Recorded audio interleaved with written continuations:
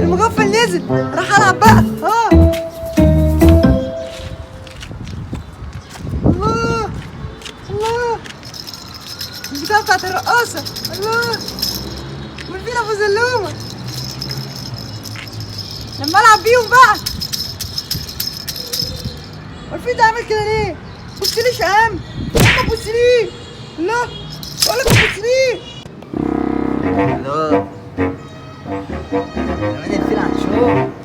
امي تقول لي انت عيل عبيط، الفيل ما بيشربش.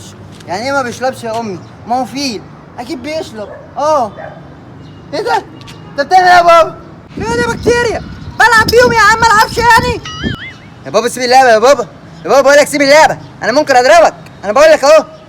يا بكتيريا مش هتسيبه، واللي عندك وتعرف تعمله